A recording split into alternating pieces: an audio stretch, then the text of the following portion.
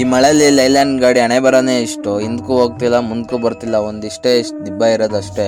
ಏನು ಮಾಡಿದ್ರು ಹೋಗೋದು ಇಲ್ಲ, ಬರ್ತಾನೋ ಇಲ್ಲ. ನಾನು ಟ್ರೈ ಮಾಡಿ ಮಾಡಿ ಮಾಡಿ ಇಲ್ಲಿ ತಂದು ನಿಲ್ಸಿದ್ದೀನಿ, ಏನು ಮಾಡೋಕ್ಕಾಗಲ್ಲ. ಏನು ಮಳೆ ಬಂದ್ಬಿಟ್ಟು ನಮ್ಮ ಪಜಿತಿ ಒಂದೊಂದಲ್ಲ ಯಾವ ಥರ ಆಗ್ಬಿಟ್ಟದೆ ಅಂದರೆ ಪರಿಸ್ಥಿತಿ.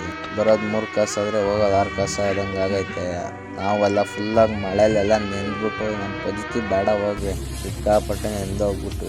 ಹಾಯ್ ಫ್ರೆಂಡ್ಸ್, ಎಲ್ರಿಗೂ ನಾನು ನಿಮ್ಮ ಮನೇಲಿ ಪೌಡ ಮಾತಾಡ್ತಿರೋದು. ಏನಪ್ಪ ವಿಷಯ ಅಂದರೆ, ಇವತ್ತು ಲೋಡ್ ಇತ್ತು, ಕಲ್ಲಂಗಡಿ ಲೋಡ್ ಬೆಂಗಳೂರಿಗೆ. ಅದಕ್ಕೆ ಲೋಡ್ ಮಾಡ್ಕೊಳ್ಳೋಕ್ಕೆ ವೈಎನ್ ಹೊಸಕೋಟೆ ಕಡೆಗೆ ಬಂದ್ವಿ.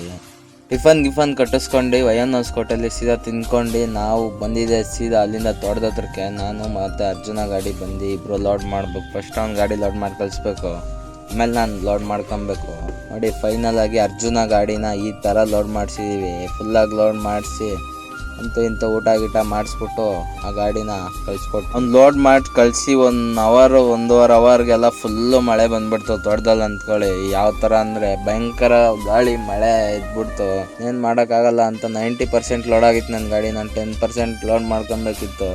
ಆ 10% ಲೋಡ್ ಮಾಡ್ಕೊಂಡಿಲ್ಲ, ಹಂಗೆ ಬಂದ್ಬಿಟ್ಟೆ. ಇನ್ನೇನು ಮಾಡೋಕ್ಕಾಗಲ್ಲ ಅಂತ ಅಲ್ಲಿಂದ ಸ್ವಲ್ಪ ಮುಂದೆ ಬಂದೆ ಅಷ್ಟೇ.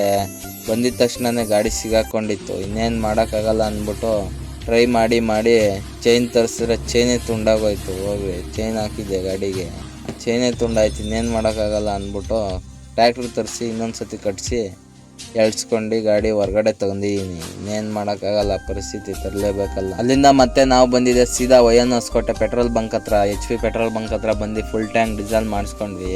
ಅಂತೂ ಇಂತೂ ಹೆಂಗೋ ಹೊರಗಡೆ ಬಂದ್ವಿ ಅಂದ್ಕೊಂಡು. ಈ ತಾತ ನೋಡಿದ್ರೆ ಗುಬ್ರ ಹಾಕೊಂಡ್ಬಿಟ್ಟವ್ರೆ ಚಳಿಗೆ. ಫುಲ್ಲು ಚಳಿ ಇಲ್ಲ ಅಂದ್ಕೊಳ್ಳಿ. ಲೋಡ್ ಮಾಡಿದವ್ರಿಗೆ ಗೊತ್ತು ಅವ್ರ ಕಷ್ಟ ಏನು ಅಂತ. ಅಲ್ಲಿಂದ ಸೀದಾ ಪಾವಗಡ ಬಂದು ಊಟ ಗೀಟ ಮಾಡ್ಕೊಂಡು ಶಿಸ್ತಾಗಿ ನಾ ಬಂದಿದ್ದೆ ಕೆಂಪುಕೂಡ್ನಳ್ಳಿ ಟೋಲ್ ಹತ್ರ ಬಂದು.